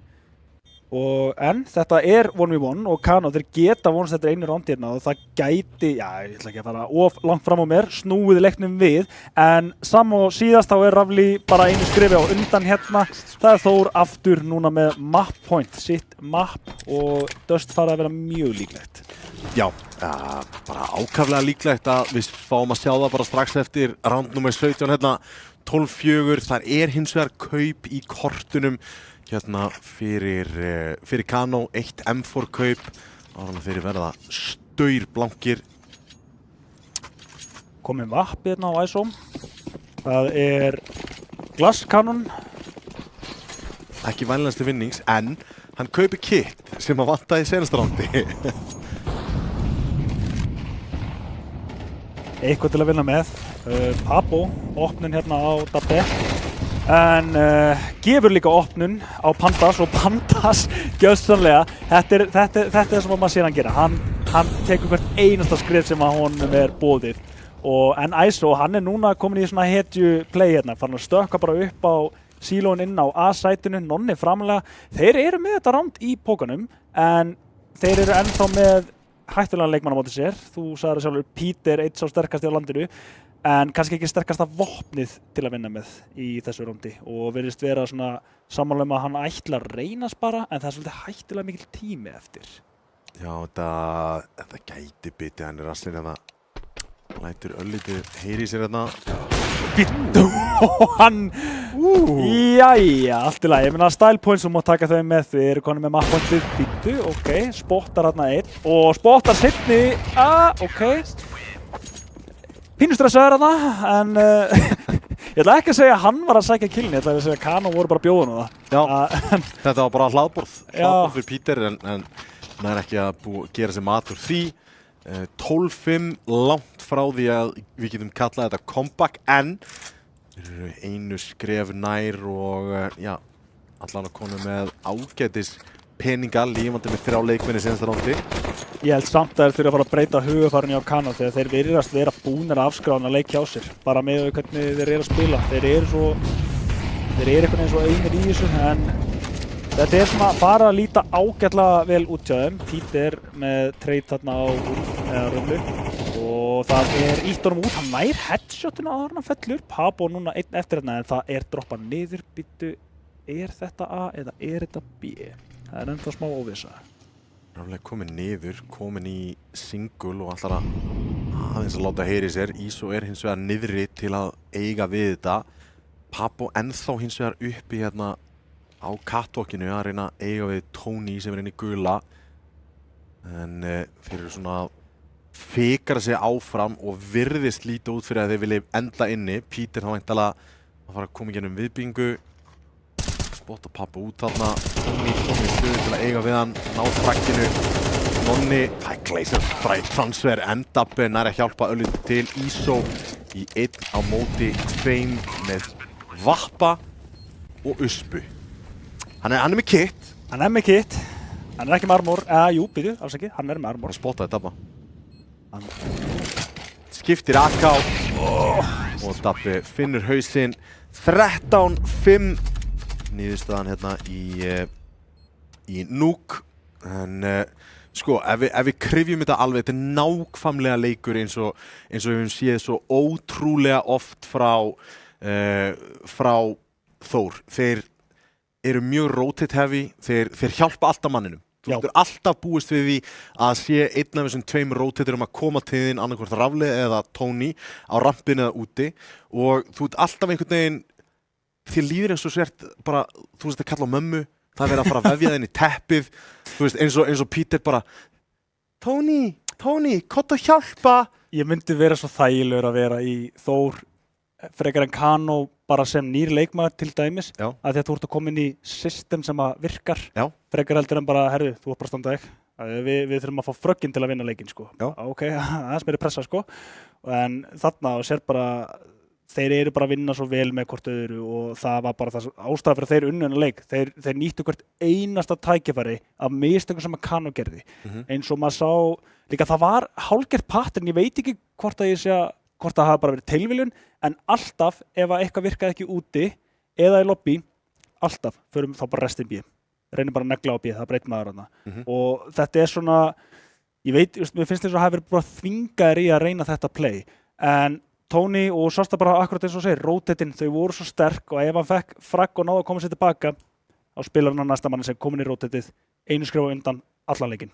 Og þetta er það sem ég finnst það ótrúlega áhugavert við Þórs lið, út af því að nú þekki ég örlítið að leikmönnum og hef fylgst með svona þeirra rise to the top, og það sem er einkennandi fyrir þetta line-up að þeir spila Face-It mjög mikið með hverjum öðrum. Er þetta góður? Hann er fín. Hann er fín þessi. Þeir spila Face-It rosalega mikið saman og ég held að þetta sé bara kemistría sem þeir eru búin að finna að virkar og þeir þurfa aldrei að setja eitthvað ógeðslega mikið í til að komast í gegnum þetta, en síðan þegar það kemur að playoffs time þá byrja þeir að raka inn spilatíma. Og sjáðu líka, við erum búin að tala um það, þeir voru ótrúlega snirtilegir í defender side, segi ég. Hvað hefði vantað í T-side ef að þeir eru mjög snirtilegir? Þú ert með Rafli og Pandas sem að bara búa til opnuna. Við sáum eins og til dæmis í pisturrándinu. Bara gjöru svo vel, við skulum opna. Þið setið síðan bara lás hérna sem að Kano næri ekki að opna. Það er bara ekki sens. Að þeir eru, þetta er svo flott dúo, sko. Mér finnst eins og ég sé að horfa á ángriðs bara lið sem að ég hef aldrei séð áður afsakið í pródildinni eða sem sagt í hérna segjum bara einhverju tier 1 keppni, bara Cologne eða eitthvað, sem að gæti gert skaðan á móti hinu liðunum í alvörinni. Og ég held að það sé bara eins mikið kompliment og farið frá mér, held ég sko, bara í alvörinni. Hver er MVP-in í Nuuk? Rafli. Rafli? Sko, mér langar að gefa Rafli og, veistu, svo Panda, þeir voru eiginlega bara allir með, sko, ég er ekki mikill Rafli út af því að hann spilaði rólið sitt eins og hann þurfti að spila það. Hinn er bara, hann var heavy rotate, hann var líka með multi-kills hér og þar. Panda sem nummer 2 myndi ég segja aðalótaði eins og hann byrjaði að skrifa nefnir bara, heyru, ég er að fara að vera óþolandi, bara frá fyrsta rándi, bara í C-tíðinu, strax úti, strax að vera óþolandi. Töpuðu pistolrándinu með skellastykkin, þá kemur hann þarna með MP9-una, bara óþolandi og mér varst að bara negla það. Geggjær, en það er Dust 2 eftir örskamma stund, en fyrst það voru nokkur orð frá auglýsendum. Hvernig sem framtíð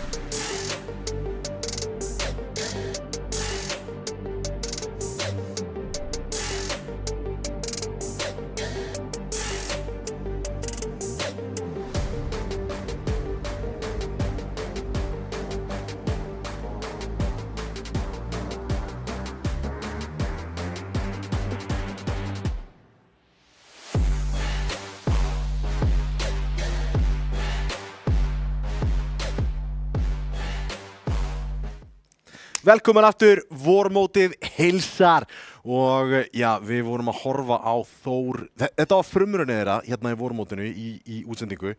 Þeir líta vel út. Já, ég verði að segja það. Þetta, sko, mér langar að segja að þetta sé með flottar leikir sem þeir hafa spilað en ég hef ekki hugmynduð það. En þetta er með flottar leikir sem að ég hef séð spila bara af Íslendingum, bara almennt, sko. Og eins og ég sagði það á hann, það er kannski svolítið stór kredit. Já, eftir að sjá fleiri leiki spila kannski, það gæti bætt það, en mér fannst þið bara spila þennan trade-leik svo ógeðslega vel og ég veit ekki hvort það hefur með það að gera, þeir voru á móti minnaliði eins og Kano, kannski væri þeir öðru sem það var að keppa móti, segjum Dusty eða hvaða liður setið fyrir ofan þau, en já, mér fannst það ótrúlega flott sem og ég heldur muni bara fara með sama leiki yfir í Dust 2.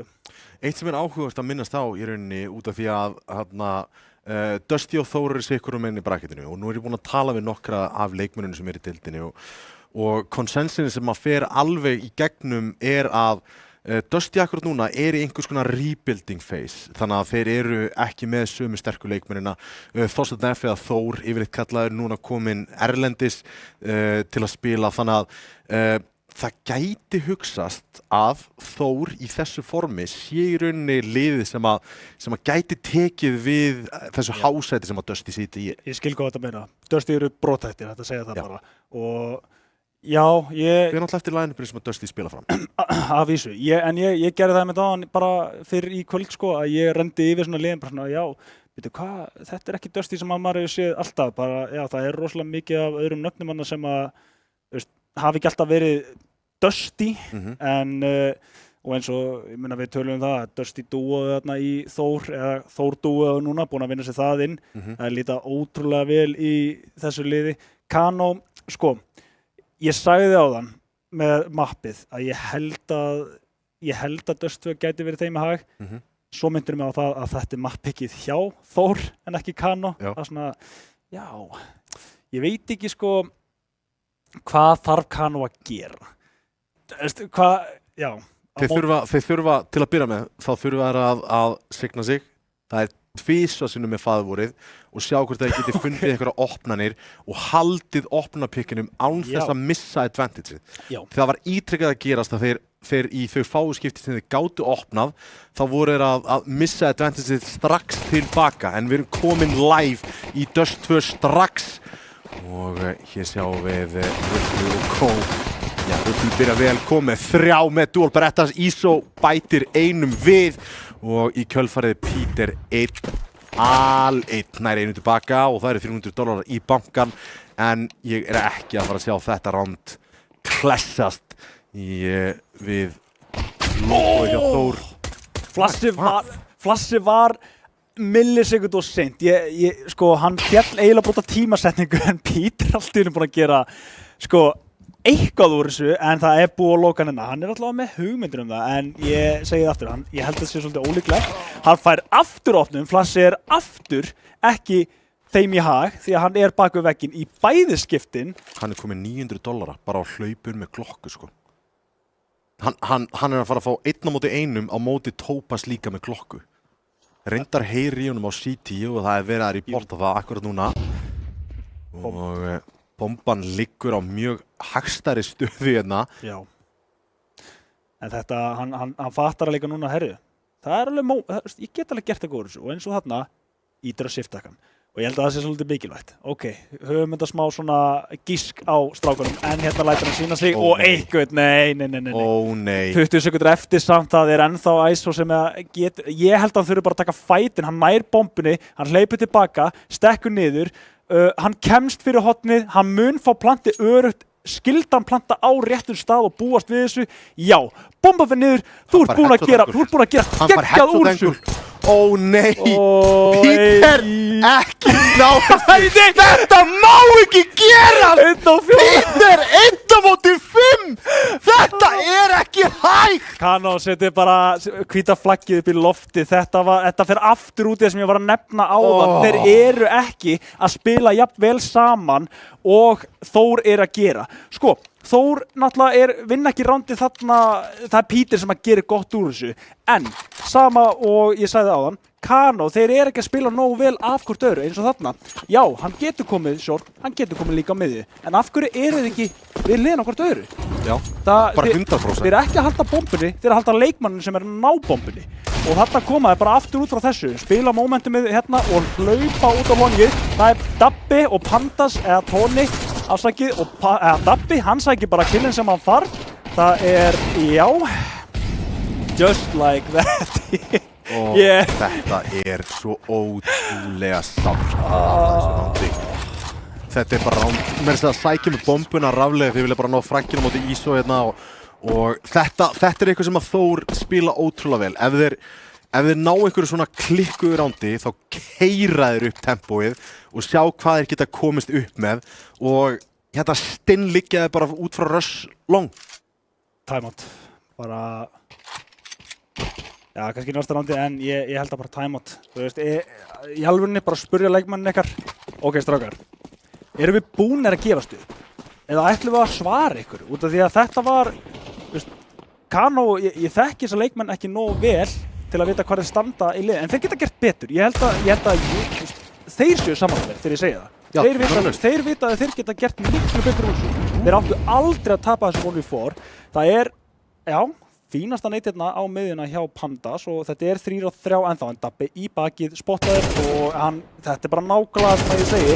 Þeir ekki að sækjast í, það bara kill. Við erum að fara að vinna þessa seríu. 2-2 ennþá og þetta virðist vera opið plant á A, segi ég, en þá snýr hann við Nonni mínúta eftir. Einnig shortinu þeir eiga utility til að komast og í þægilega stöðu, spotta leikmennir á shortinu, það digla á móti þeim, þannig að þeir molla hann bara út og ætti ekki að ná bombunni niður, en það AK í höndunum á Rufflu akkur núna og það verið að slengja henni yfir að væntanlega á Nonna. Komin AK líka hérna yfir og þetta ætti nú að vera betra fyrir Rafli hérna, hann finnur opnuna og ætti að fá info á seinni, já, ekkert mál fyrir Elvar, hann hendir þeim á hlið eins og hann á hlið. Já, þetta bara, hann á hlið. Já, bara bókstaflega. En Pandas, hann límdur við skjáinn, það fer ekki milli mála. Hann heldur áfram hérna bara, fullum spretti. Peter Sjökill, kominn hérna, já. Já, ég meina hann eisaði first round. Þannig að þú veist, það bilun í sjálfum sér að... Það rétt, þetta var líka ace. Þetta var pistol 1v4 ace. Var þetta ekki 1v5? Ég vil fá þetta staðfest. Ég veit ekki, það gæti verið. Pæli kjaftshögginu, það hafa verið að skella þér í núk mappickinu þínu. First round í næsta mappi sem mappikki þeirra. Herru, ég ætla að vinna bara... Já, segjum bara 1v4. 1v4 á klokkum og þeir eru í hafinu. Þeir gera allt vitlaust við þessa stöðu. Já, sko, ég ætla að afskrifa 1 hjá Kano í því rándi sem þeir töpu. Kannski bara eftir þetta ránd því að það í fullu gangi ennþá og þetta lítur betur út fyrir það. Þeir eru allt í einu konum með hérna opnun og geta nú gert eitthvað úr leiknum. Það að segja, ef þeir breyta einhverju því að það virðist ekkert skipta máli hversu marga leikmenn þeir eru með hjá Kano. Það alltaf ránd eftir í gangi að Þór og ég held að séu farnir að átta sig á því núna. Herru, við erum með advantageið, bökkum bara. Spilum núna bara með advantageið. Það samt eftir í hvað B-sætið ótrúlega veikt. Það gera sig grein fyrir þér og óbæta einu leikmanni á síkispúnið sem að skilur Papo innan eftir þetta upp á sætinu. Það langt í rótið á long. Þannig að hérna bara 1 á móti 2. Skildi hann falla hér, þá hann strax komin í bullandi vesen. En spila vel úr þessu, Tony nær 1 tilbaka og fyrsta rándi til Kano. Loksins. Já, Papo spilar þetta bara fullkomlega þarna. Hann búinn að láta vita sem hann fyrsta kontaktið, en hann gefið þeim ekki það fætt. Bíður eftir að leikmenn séu komnir þarna upp á kassana sem á longinu og þetta virðist svona aðeins að hafa breytt tempónu hjá þeim. Ok, þeir eru komnir í gang, en ég ætla að segja áðan rándið sem að Peter vann. Það voru 2 flöss þarna, þegar þeir voru allavega 4 eftir og bæði skiptin þá var Peter annarkvort akkurat við vegg eða horfaði burtu ekkert að hann heyrði í flassinni. Þannig að þeir voru með 2 neglur, hefði hann verið að horfa í þá á, en hann var að spá í bakinu sinu líka. En breytir ekki því að hann átti aldrei að vinna þetta og já, en Kano, þeir allavega gera gott þarna, 1 round í viðbútt, sjáum hvort þeir ná að strengja saman roundum. Það góð spurning, þetta var Nonni spottast út þarna vilt spray en núna eru í vesinni 3-3, það kemur þessi klassíski smókur til að loka af longið en hérna geta þeir krækjaðar af byssu. Reynir að sækja sér 2-2. Situr í bóknum og nú bara 1 maður eftir vita líka hvar hann eða var. Pabbo ætti að stoppa því að hirti honum fara og býttu, það já, hann lendir þarna í kantinum sýnist mér, hoppar á kantsteinin. Geti verið, það er skellur, hann datt á kantsteininum. Já, felti sig, hann allir verið að misti í sig, það er aldrei viljandi. Það er eitt öllum fjármunum sínum hér, Pandas og Rafle með Galil á mann og þeir eru við það að brjóta peningin hjá Kano akkurat núna. Það er bara allt í botn á vappan, ekki utility, hann er fullt armor en það er reyndar, jú, það eru 2 Galil á botnuna, þannig að svo sem allt í lagi, en já, þetta... Það veist að hittna á konum. Menn að þú getur, það vart ekki að hittna venjulega, þá getur fundið þér aðra leiðir. Það er... Verður þú líka kaldur á puttunum í CS?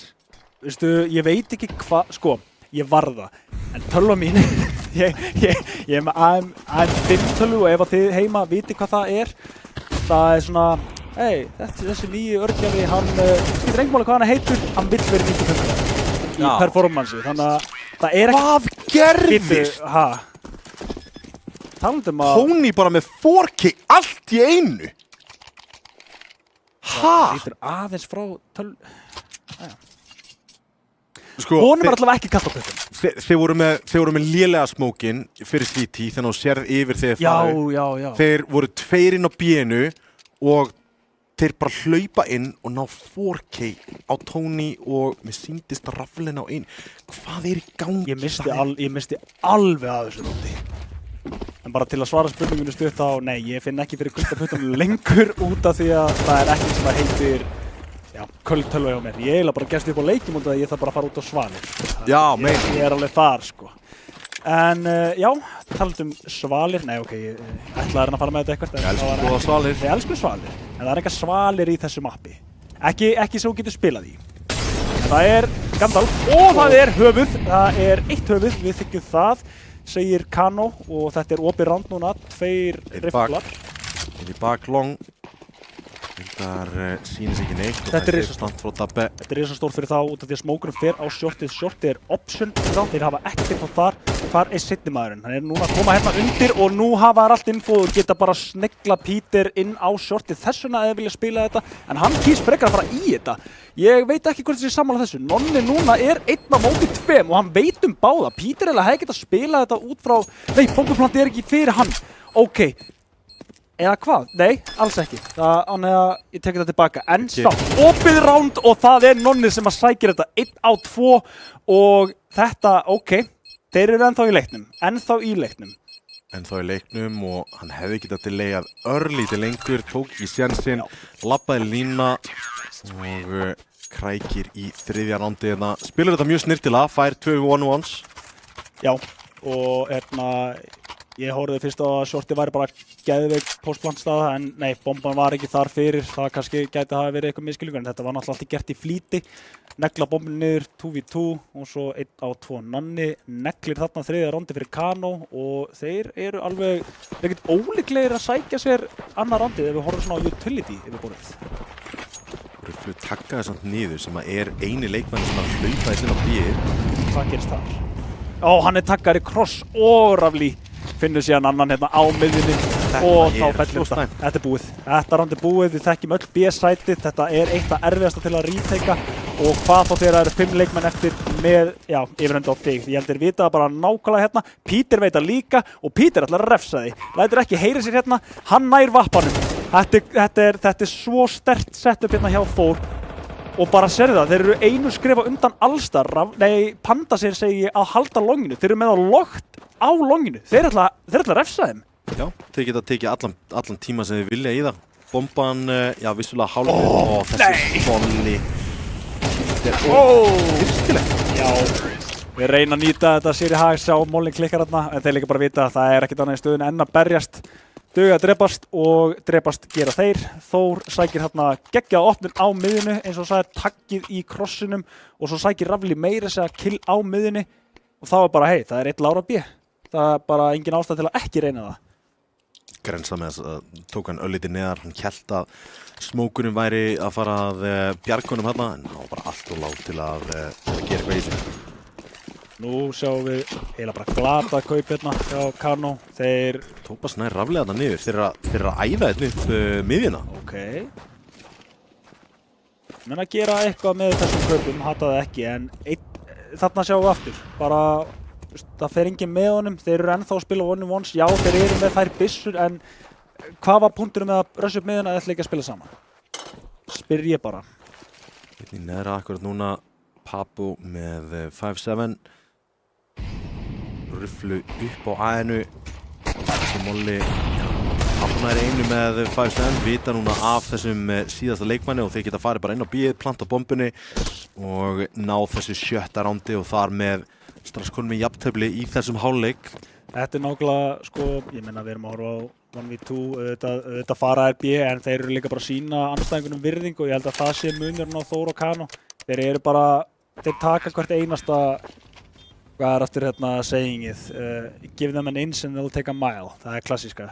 Og ég held að þeir séu bara í þessu hugafari, bara, þeir eru ekkert að sýna sig, ekkert svona stælar, nema þegar Pandas þarf að opna í pistóli. Það eru stælar. Ég meina, en það líka þú þarft að hafa svona wildcard playera í liðinu. Ég hata það ekki. Svona momentum change, þetta að segja. En Rufflu, hann fær að spara virðist vera. Já, ætti hann á að halda þessum AK nema Pandas gerir eitthvað fáránlegt hérna.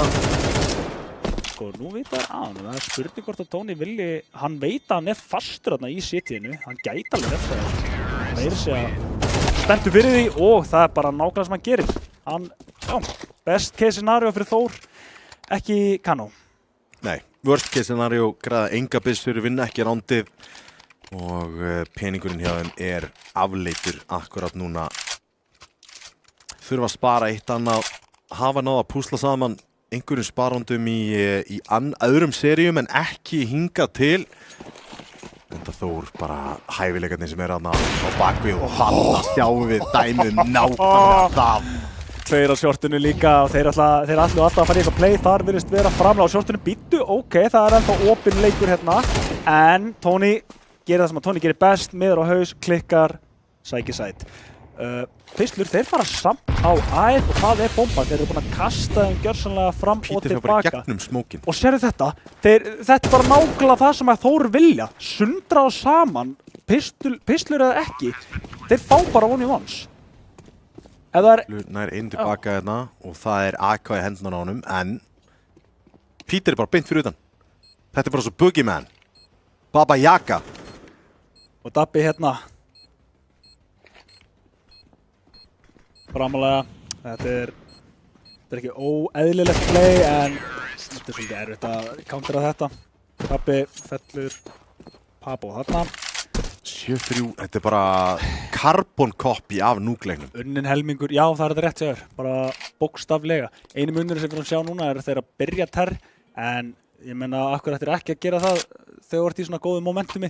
Hata ekki að byrja terr? Nei, ég meina það er líka það sem gera best, að vera þétti saman og nú eru þið þéttari saman. Þeir eru allir 5 á móti liðir sem ekki alveg með treytleikin á hreinu. Rafli líka búin að vera óþolandi á miðjunni fyrir þá.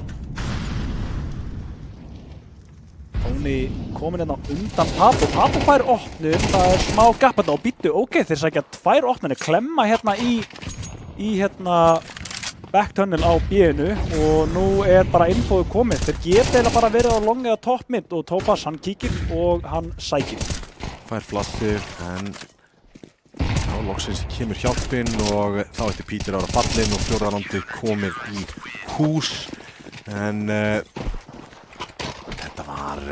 þetta var bara ránd sem að allt púslaðist einhvern veginn saman. Og sést líka bara hérna, þú veist, þeir eru ekkert brosandi við þessu rándi, já þeir þykja það, en þetta dugar ekki til, sko. þeir þurfa, já, akkurat, langt í land, en bara hausinn upp núna strákar og sækja 5. rándið á orðið farið yfir í arguably erfiðari helming, en ég meina við sjáum allavega bros á vörð, þannig að það er einhver stemning í gangi sem að kannski bara Þarf að gera þetta á stemningunni? Jú, maður verður að hafa gaman að þessu, til þess spilum við leikinn. Ekki alveg nógu gott spil. Byrju, svo þeir heyri þetta, þeir hlaupa bara út af það, ég veit ekki hvað var hugsunin þarna, einn í einu og bara láta vita sér á undan. Þeir voru með rándið í höndunum en núna eru Þór búnir að sækja og sér bara mómentið á þeim. Þeir eru viðstöðulausir, stökkur hérna niður í mollan og þetta er eiginlega fyrsta illagerða play sem ég sé Þór gera í allt kvöld og það segir allt sem segja þarf. Dabbi tryggir hérna 8. rándið fyrir Þór í þessum helming í þeirra mappiki og já, Kano eru jafn þurir í kvöld og Dust 2. Takk fyrir. Já, þú veist, það virðist vera, þú veist, það einu rándi sem þeir eru að krækja sér í er bara þegar allt er að púsla saman, þessi klínisku ránd eða þeir eru manni undir og virðist allt býta á þá. Já, veistu, ef ég væri núna baku Kano leikmenn, ég veit ekkert hvort að ég geti verið að segja neitt við þá. Og ég skil líka, þú ert með allt annað perspektíf þegar þú ert inn í leiknum, þú ert í actioninu. Við hérna sem erum að heima og horfa og lýsa, við náttúrulega sjáum allt annað. Við sjáum X-ray, við vitum miklu meira. Pistolið, við höldum því í gangandi, fyrst að Kano eru núna með yfirhöndina í því. En það hefur ekki alltaf verið það sem að það skiptir engum máli ekki aftur Peter. þú mátt ekki sækja.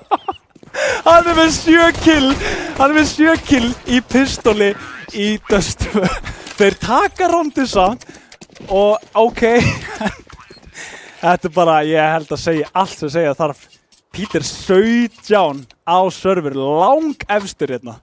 Já, hann á það líka bara fullilega skilið. Hann er búinn að spila frábæran terrorleik og skipti núna yfir í CT og ég held að hann leiðist ekkert að vera efstur og server ekkert núna. Nei, og líka skátinni, þetta er ekki bara svona, þú veist, nú ertu bara hann kokki, sko. Hann er komin á miðina, hann heldur línu og segjum bara Bæða upp miðju, þeir gera það saman, sáu þeir fara þarna inn í longlobby, þannig komið Galil, skipta þarna yfir. Þeir eru komnir í krossið, þeir eru hræddir við leikmenn í bak. Eitt sem þarf að halda því og þeir geta farið hann í gegn. Nú þurfa þeir, sko, ég held að Peter þurfi bara að hindra, sjá hvort að sín leikmenn ná þessu en virðist ekki vera. ISO hérna með 3K og Peter getur eiginlega ekkert gert. Með þessi allt í lagi byssa svona miða við hvaða mappi við erum í til að spara. Ég ætla alveg að leyfa honum það. Líka þú ert ekkert að retaka 1-4. Já, ég meina, jú, ok, þú ert Peter, en með scout, nei, ég segi það ekki. Það er hæpið allavega, en þeir allavega hönda. Sjá hvort það geti fengið byssunútrunum eitthvað frítt. Tópa sem hins vegar að koma þarna hilsu og Peter ætti að falla hér. Peter, ég ætla að segja eitthvað þegja. Æja, barist. Þetta var svona, já, nei, sorry, Tópa stóður ekki þarna á sig, ekki. Mér finnst það allavega ekki. Þeir ná honum þarna, jú. Já. En þeir þurfa að gera meira. Þeir eru nú komnir með 6 ránd, 2 ránd sem aðskilu. Það er nú ekkert svakalegt. Við erum í T-set. Þetta er mjög svona, já, ná 4 rándum, vinna pistol og force og eiga núna erfitt ránd fyrir höndunum. Vissulega er það kaupina á Þór, en þeir bara láta það virka. Já. Longkontrólið komið og þeir eru ekki að fara þar út. Það er einn að pústa þarna út á B-inu, Rafle hins vegar fallinn. Einn leikmaður á B-inu, það er Dabbe. Rössaði þetta til að halda miðjunni, en út longið er einn leikmaður kominn og það er vitað 100% hann. Tony komið 2 hraða og hérna sjáum við bara flæðið. Þetta er eins og kirkislanga. Mappið er svo lítið fyrir Kano akkurat núna. Bomban líka opinn að vísu ef þeir skildu fara shortið sem það er ekki það sem þeir gera. Það hefði verið eina sem hefði getað henta þeim en annars eru þeir eins og segir. Þór eru bara ekki skrifið á undan. Þessi grensa er svo góð! Hún gerir svo mikið damage og líka bara svona miðað við byssuna short með þarna. Hann ætti, hann mætti alveg hlaupi í þetta mín vegna en þeir sýna það að þeir eru gáðari og þeir halda þessu bara öruggu. Tony skýtur hérna í gegnum vegginn og sækir 900 randi fyrir Þór. Já, hvað Eins og ég segi, skjótt skipast. Það er bara þetta eina gunround og þá allt í einu lítur skorið allt öðruvísi út, sérstaklega í ljósið þess að peningurinn er ekkert eitthvað frábær hinum megin, þeir eiga þarna vissulega 1 kaup en skildu við tapa því, 10-6, engin peningur, allt í einu komin í 11, þetta er helviti fljótt að gerast. Já, og þarna munurinn á kannski að vera, munurinn á Kano að vera tísa, þeir eru ekki að tengja þetta á mjögum eins og Rafli var að gera, en þeir eru konni með mannserðu ofan í under, ég veit ekki hvort að það hefur verið spotta, mér sýnist ekki með að við svona augun á leikmönnum á top mid. Virðist ekki vera. Þannig að þetta er rosalegt info, sérstaklega ef hann skildi íta sér áfram sem hann er svona berjast við eitthvað, en það er það sem Þór er búin að gera. Þeir eru með infoið og eins og svo staðan, púlsuðu longið, bara þrengja mappið akkurat, kirkjuslanga. Það er bara, þeir eru, skrefa undan, alveg eins og í núk. Reyndar eru að finna núna eina staðan á mappinu sem er ekki verið að valda, sem er longið, 3 komnir þar út. Ekkert eitthvað sérstakt mid-control akkurat núna komið til staðar fyrir Kano og ætti svo sem að vera nokkurn veginn vitað hvað Kano er að gera akkurat núna en þeir eru með líkamanna til að bakka þetta upp og Rafle skítið spray, mollin er ágætið til að hæja örlítið á þeim. Smókurinn kemur upp á sama tíma þarna, þannig að þeir vita að það var alltaf option að reyna að koma sér þarna. En það er Tony sem að nær einu killi áður en að fellur þarna, en Tobas treyta þetta úr 3 á 4. Haldast í hjálpinni. M4-in er að klára skotin, nær komið til Gandal og Tony heldur áfram að krækja í frögg og dabbeginum gerðum sítispónið. Það er senasta fragginu 10-6. Og núna tökum við eftir peninginum sem er á Kano. Hérna eru þeir eiginlega bara neyddir í að kaupa einhverja deiglur og reyna að skjóta eitthvað frá sér því að þetta er að renna þeim algjörlega úr greipum. Tæknileg pása líka, minna það. Tæknileg pása. Ég ætlaði að mynda að nefna en það er réttur. Tæknileg, ekki taktikal. En ættu þeir að vera að taka taktikal pásur hjá Kano? Já, þeir ættu að vera búin að taka örugglega allar í núk. Það ekki. Já, ég meina þið hafið þetta, af hverju ekki að nota þetta? Því að bara momentum í það vantar alveg sko. Þeir hafa alveg verið að fá ránd, meira sér stundum, strengja saman rándum. En hvað gerist svo? Það kemur bara eitthvað rugl á móti þeim og þeir eru bara einhvern veginn ekki, það er svona lélegt foundation undir þeim. Þú byggir ekki húsi á bara án þess að vera búin að græja jarðveginn á undan sko. Og ég held að Kano séu bara einhvern veginn að ég veit það ekki, mér finnst eitthvað vanta í grunninn hjá þeim. En leikmennir fer ekki milli mála, þeir eru sterkir. Það er eitthvað sem vantar þarna, eitthvað sem er að klikka. En díglur, það hefur, bara fröggin, það hefur verið það sem að kemur þeim inn í leik, en svo þurfa þeir að halda áfram út frá því. Tony hérna, Sækir og Dabbi sem, og það er bara gott sem búið þetta ránd. Þeir eru allir einhvern veginn í 1v1s, en það er líka allir. Þannig, tölum hjálpina. Það er bara strax komið í baki á hann, 2 leikmenn droppa niður, ná frækjunu, Pandas, klárar þetta á nonna. En eitt sem við getum sagt Kano móti Þór það er eins og Kano sé útgáfa, bara lélegri útgáfa af Þór. Já, sérstaklega við í því samhengi sem við erum búin að vera að segja að Þór, að gera það sterka, það er hvað þeir eru tengdir. Bara þetta er einn heili einhvern veginn sem er bara að fylgja öllu.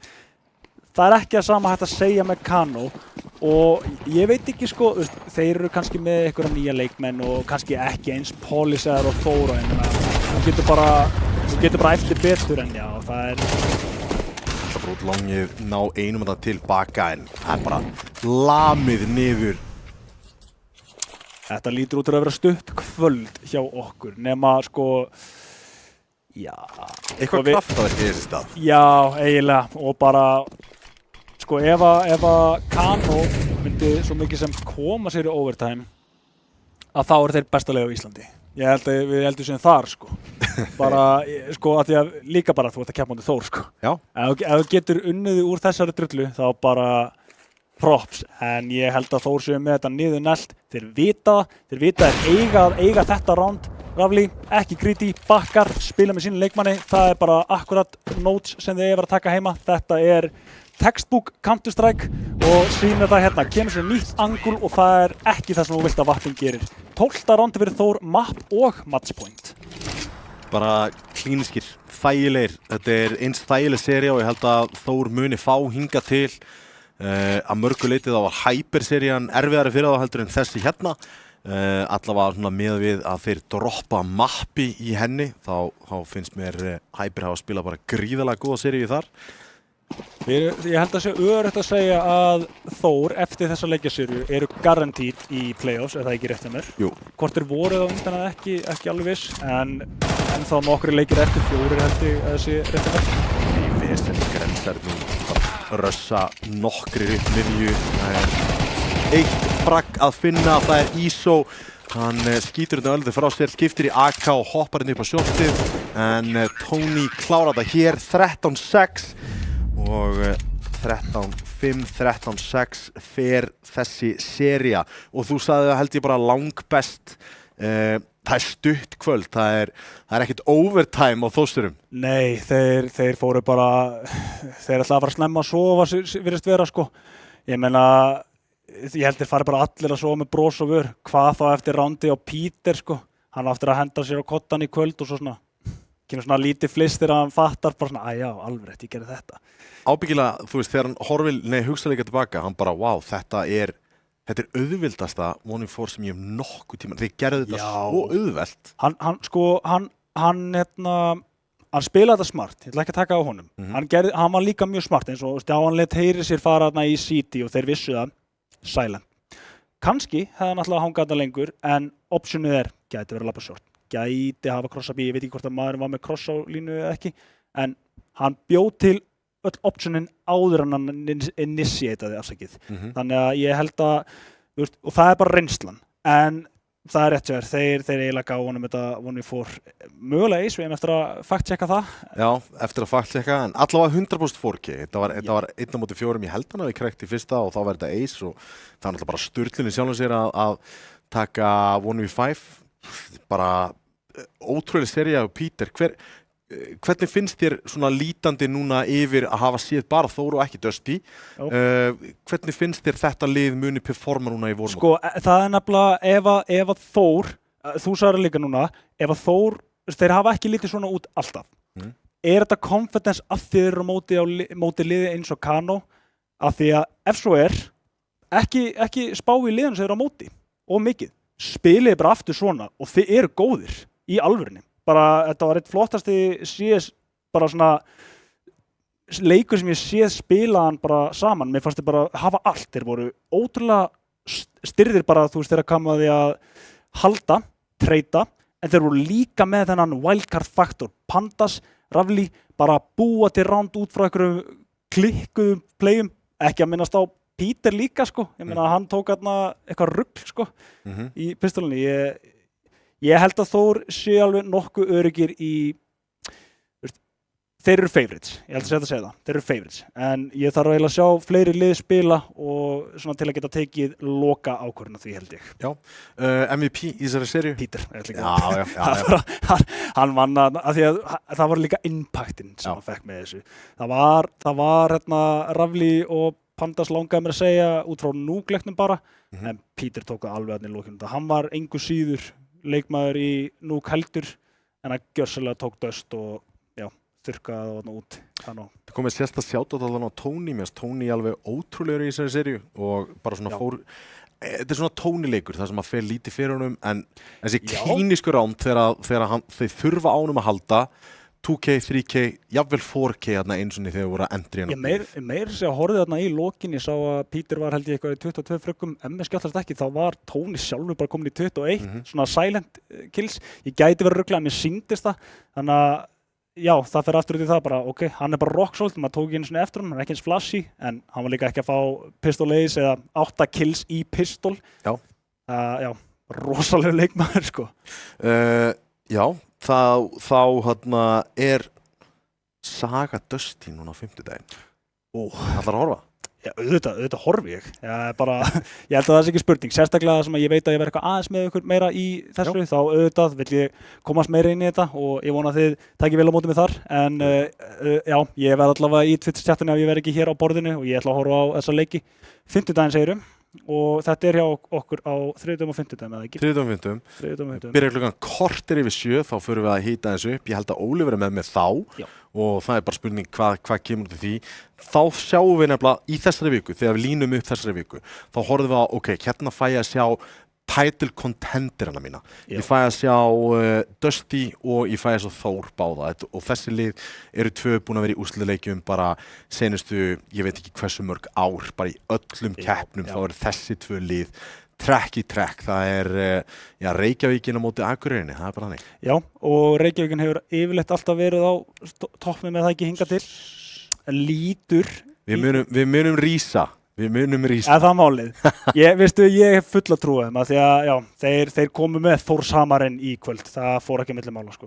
Algjörlega, á þeim orðum þá ætlum við að kveðja hérna í kvöld. Það frábær sería sem var að eiga sér stað núna á fimmtudaginn. Dusty eru í fyrsta skipti á vormótinu á dagskrá hjá okkur. Dusty á móti Sögu. Við sjáumst þá, takk fyrir kvöldið.